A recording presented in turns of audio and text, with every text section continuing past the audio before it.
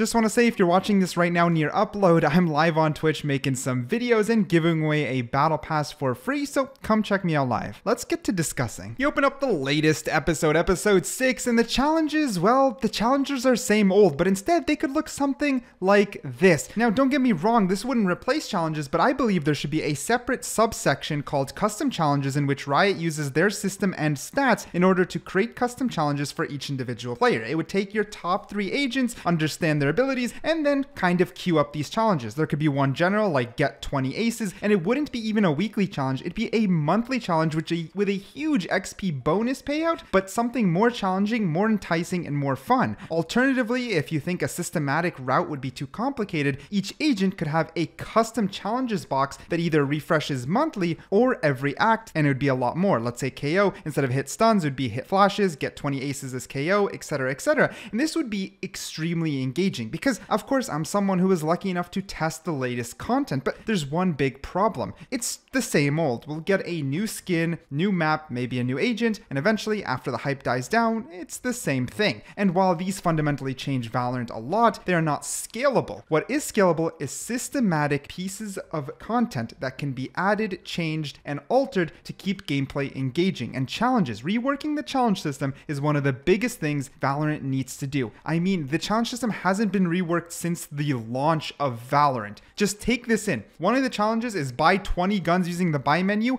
Don't tell me y'all don't go into Spike Rush or some shitty game mode, get 9k get 9k freaking credits, and then just spam buy shorties to finish the challenge. How is that engaging? How does that even make any sense? It's fine to leave it in there, I guess. It's not terrible, but why not have a separate subsection with much more engaging challenges, harder challenges with a much larger payout, but they don't expire, let's say, until the act finishes. So you have a long time to finish them and complete them, but there's something you can chip away at that feels enticing. Better yet, customized challenges based off of your play and recency could be something fantastic. So let's say in the last episode, it realized you were playing a lot of Yoru, a lot of Jett, and a lot of Omen. So what it would tell you is, what do these things have in common? Well, it knows that Yoru and Omen both have a blind, so maybe blind enemies for a total of 500 seconds. That's, I'm not doing the math right now, but let's say a ridiculous amount, but something achievable through an entire act for your normal play style. Something engaging, actually, because you're getting rewarded for, well, doing good in the game. And then it can obviously see that Jett and Omen have smokes in common, so smoke off a site or smoke off an area or smoke off a bomb for X amount of seconds. And then it could have a third, more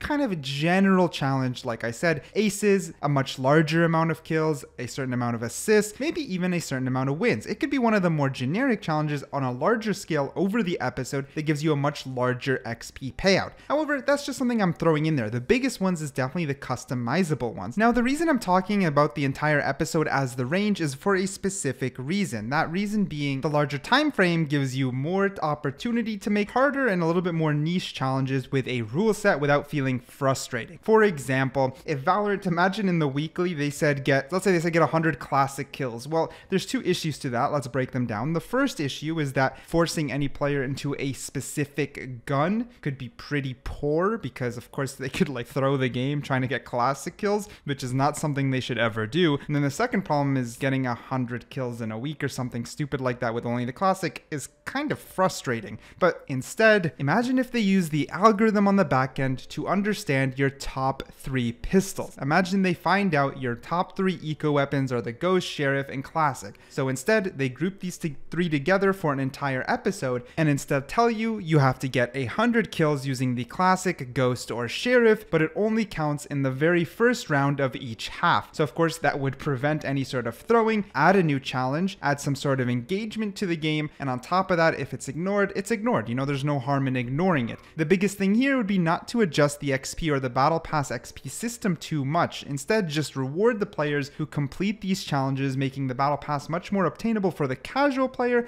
and faster obtainable for players who want to grind out these harder but longer sets of challenges. I don't know, I like the idea a lot. However, it's not without its downfalls, and my thought process right now is far from perfect. I'm spitballing, but like any decent idea, after development, testing, and phasing, you would adjust, tune, and eventually nail down exactly how possible this is and to what scale. But I know for sure, I know one thing for sure. I know that today's challenges don't need to be the only thing that Valorant has. I know for a fact they can expand upon this, and the biggest key to expanding without frustration is bonuses. It's all about bonuses. For example, let's say Swift Play came out. Why not make Swift Play challenges? They're just bonuses. People who do engage in Swift Play want to be more casual and try their hardest to, let's say, it says get 20 op kills in Swift Play. Even if you're not an op player, it's Swift Play, so it's okay. It makes Swift Play really, really fun. If I get 20 op kills in Swift Play, I'm not throwing because, again, it's Swift Play. There's nothing super deep about losing a Swift Play, but if instead I win, I engage, and I do get those op kills, I'm rewarded with a bunch of XP that filters into my battle pass, and it just feels good, and it shouldn't harm the competitive integrity of the game because, again, it would have just been in a Swift Play. And these need to, of course, be followed along the current challenge system in order to make sure people who just buy the battle pass and play ranked can still safely level up just fine. In the end, most of these people will actually level up more because they grind ranked a lot and they get more XP than the casual player who are waiting for their weekends after the long days at work just to have fun playing Valorant. Or long days at school, of course, doesn't make much of a difference. The biggest thing here is expanding towards the casual player in the most engaging way possible, and again, I believe it's at the challenge system in which this needs to happen. Also, of course, allowing bonus challenges makes room for one big thing, just fun challenges. Like I gave the op as the example, but why stop there? Riot could have fun with this. They literally could have a ton of fun with this. If they want, they could do it through replication, or like I said, Swift Play is a beautiful platform for it, but it could even just be as simple as using Spike Rush. And I think one of the next complaints would be how there's overlapping and holes in my idea. And of course there is, but there's holes right now. I just mentioned the fastest way to buy 20 guns on your daily if you can barely get on Valorant in the evening is to jump into a Swift Play and buy a bunch of shorties when you hit 9K. That's not engaging, and I don't see how that's any fun. But people who are casual, people like us who will only play when we can for fun, are usually kind of shafted when it comes to XP. Again, we got the weekend to grind, so why not let us grind for something more long-term, something fun, maybe even something we could do with friends. We need to up the casual player base of Valorant, and we need to stop being so stingy on the competitive sweats. I mean, this is probably one of the biggest reasons custom modes aren't larger than they are. Riot is infamous for this. Even with League of Legends, it took them a long time to add the most basic stuff because of how stingy they are with their little guarded walls. Instead, why not throw it in there on a Swift Play or Spike Rush only? Imagine if it says queue with 5 friends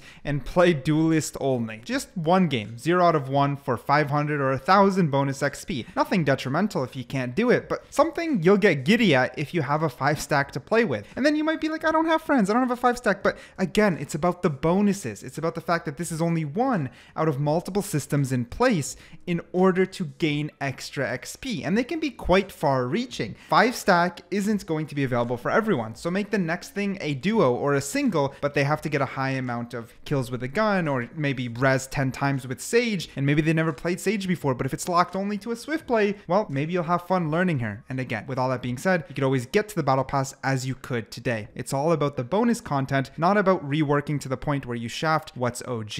Let me know what you think down below.